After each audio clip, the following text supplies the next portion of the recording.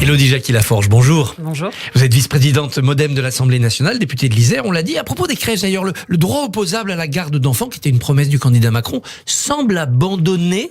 C'est vrai, ça va être remplacé par quelque chose. Il sera plus facile quand même demain de faire garder ses enfants. En tout cas, c'est le but, parce qu'on voit bien qu'on a une natalité en berne. En berne, et c'est un des éléments, c'est pas le seul. Il y a aussi bien évidemment le contexte plus global, plus général. Mais je pense que de savoir qu'on peut avoir un espace d'accueil pour ses enfants, pour ses jeunes enfants, je pense que c'est essentiel quand on est jeune maman, jeune papa, pour pouvoir travailler sereinement.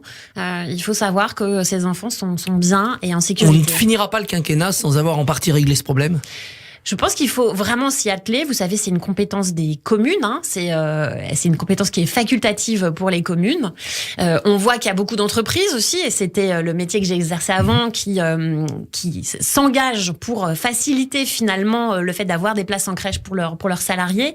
Donc on voit qu'il y a plusieurs acteurs. Il y a bien évidemment l'État, on est d'accord, que ce soit une politique publique. Il y a les collectivités qui doivent exercer cette compétence. Et puis après, il y a l'employeur qui doit comprendre que pour avoir des salariés, on sait qu'il y a presque le plein emploi en ce moment. C'est un élément extrêmement important. Si vous pouvez dire à des jeunes parents, oui, on est en capacité de vous fournir une place en crèche. Donc, il faut qu'on y aille, il faut qu'on travaille le sujet, parce que c'est un point pour moi qui est majeur.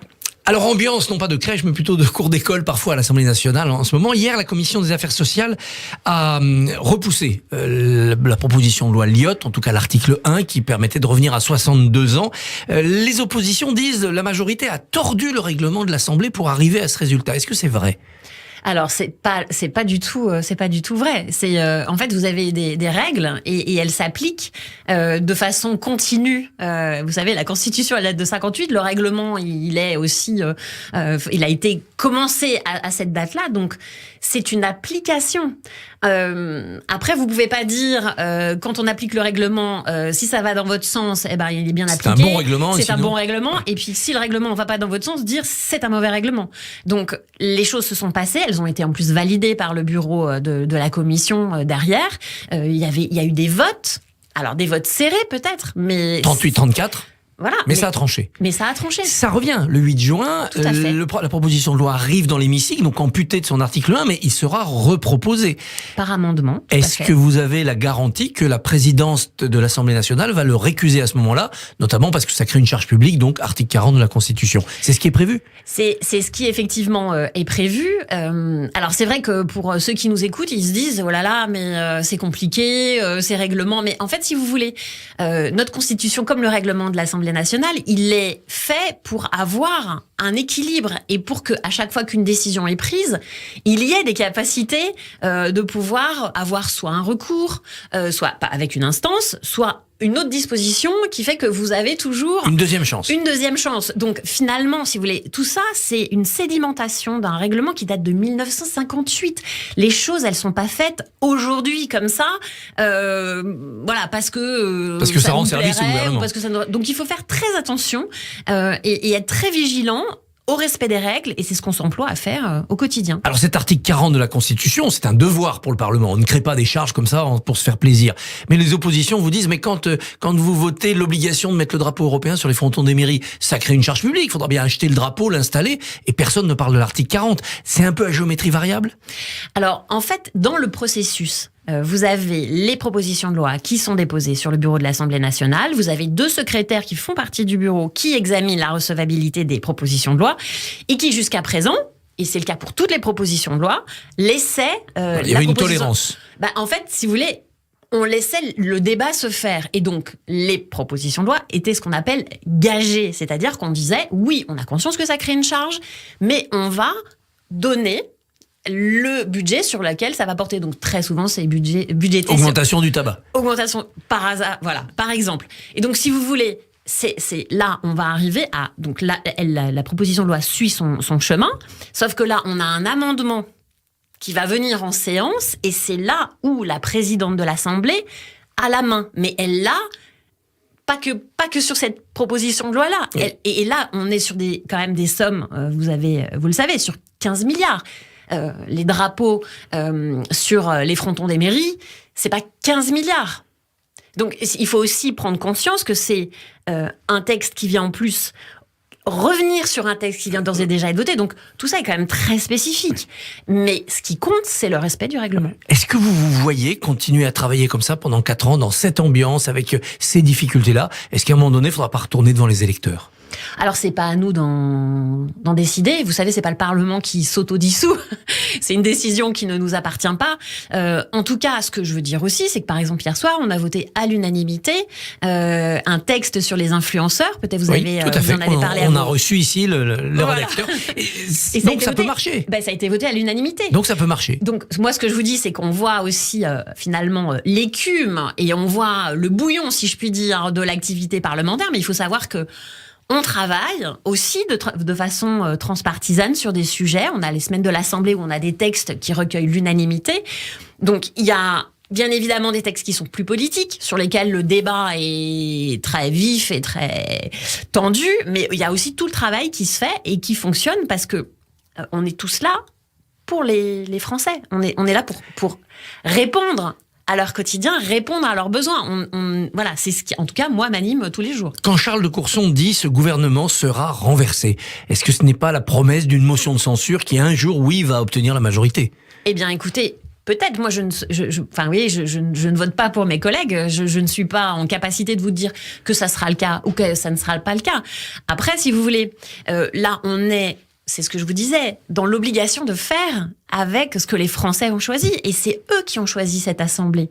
Et donc, nous, on a le devoir, en tout cas, moi, j'ai le devoir de faire avec le choix des Français. Est-ce que cette obligation de faire va fonctionner sur la prochaine loi immigration? Est-ce que vous, Modem, vous voyez d'un bon œil l'accord Darmanin-LR qui est en train de s'esquisser? Alors moi, à ce stade aujourd'hui, c'est flou. Alors je ne vois pas, je viens de l'Isère, hein, donc je ne vois pas la voie de passage à ce stade. Parce que c'est vrai qu'on a des lignes rouges comme votre écharpe, comme votre écharpe, qui ont été posées et que à ce stade, je vois pas comment on avance. Si vous voulez. Pour trouver un chemin, il faut que chacun se mette d'accord sur le chemin. C'est pas on prend le chemin de l'un ou le chemin de l'autre. L'aspect contestation des traités européens, les LR peuvent lâcher. Ça, c'est important pour le Modem. Ah, mais en plus, je veux dire que c'est un principe de réalité. Enfin, on ne peut pas ne pas respecter nos engagements européens et nos engagements internationaux, surtout ceux qui datent de la sortie de la guerre. Je pense qu'il faut qu'on ait quand même conscience. Là aussi, on a une constitution de 58, on a des engagements qui datent d'après-guerre. Moi, j'y suis fondamentalement, je dirais même viscéralement attachée. La position du Modem sur l'AME, l'aide médicale d'État, vous êtes prêt à endurcir les conditions ou vous trouvez que c'est s'en prendre au plus faible ? Alors c'est en plus une question extrêmement sensible parce que moi la perception que j'en ai c'est qu'on montrerait du doigt des étrangers et qu'on leur dirait mais voilà vous venez en France pour vous soigner et puis vous allez faire voilà des actes que vous ne pourrez pas faire dans votre pays. Moi, j'ai une vision aussi qui est celle je vous le disais, nos traités internationaux, c'est-à-dire que c'est dans notre constitution aussi. Une personne qui demande l'asile, elle vient sur notre territoire et elle a le droit de demander l'asile. On voit aussi que des personnes qui ne seraient pas accompagnées du plan de la santé, ça veut dire, puisque j'ai rencontré notamment des associations qui s'occupent du sida, qui existent toujours en France, si vous voulez, il faut bien réfléchir à ce qu'on fera. Je suis pas contre le fait d'évoluer.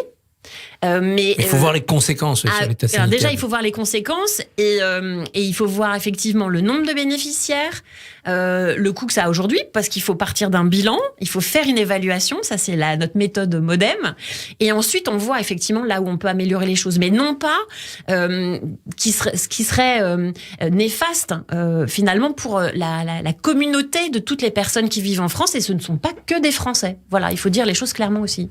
Le Rassemblement national est l'héritier de Pétain, selon Elisabeth Borne, elle l'a dit sur Radio J. Il ne faut pas combattre l'extrême droite avec les mots des années 90. C'était la version d'Emmanuel Macron au Conseil des ministres. Et pour vous ? Alors, cette phrase en Conseil des ministres, je ne sais pas on ne sait pas trop d'où elle sort. Vous allez me trouver normande et je suis vraiment iséroise. En fait, c'est les deux. C'est-à-dire qu'il y a à la fois, mais c'est comme dans tout, si vous voulez, il y a à la fois votre histoire, d'où vous venez, qu'est-ce qui vous motive, quelle est votre essence même, et puis il y a l'actualité, il y a vers quoi vous voulez aller. Et je pense qu'il faut à la fois avoir conscience des origines, même voilà, du MoDem, la construction politique, les familles qui nous ont précédés, les hommes et les femmes qui ont... Et donc pour le RN, c'est en partie... Ben oui, c'est une réalité historique. Enfin, je veux dire, on peut pas revenir là-dessus. Et à la fois, aujourd'hui, le Rassemblement national a évolué et il faut combattre sur le fond, point à point, les idées qui sont promues par le Rassemblement national. Même si on peut comprendre cette stéréo, ça a donné l'impression d'une mésentente président-premier ministre quand même. Bah écoutez, ce matin, a priori... oui, il a recadré les choses, il a effacé tout ça. Tout ça serait résolu ce matin. Franchement, on n'a pas l'impression d'un exécutif qui est très uni, qui a devant lui. Vous vous préparez, vous, à l'Assemblée, à avoir un nouveau gouvernement ? On se prépare à tout, nous, vous savez. Il faut être... C'est le temps de l'imprévisible, l'Assemblée nationale, en ce moment. Alors, il y a une partie imprévisible et il y a une partie prévisible. Il y a effectivement tout le travail qu'on fait de fond, sur lequel on s'engage voilà, tous les jours. Il y a un vrai travail de qualité qui est fait à l'Assemblée. Et puis, il y a l'actualité. Il y a l'actualité nationale, il y a l'actualité internationale et il faut être capable d'y faire face. Le MoDem continuera après le procès sur les assistants parlementaires ? Ou vous êtes inquiète ? Pour moi, si vous voulez, c'est ce que je vous disais, on s'inscrit dans une famille, on s'inscrit dans un parcours. J'ai relu ce week-end Une vie de Simone Veil. Donc on voit effectivement... Ça dépasse cette actualité. Voilà, donc c'est pour vous dire qu'on se projette vers l'avenir avec le plus de confiance possible. Élodie Jacquier-Laforge, merci.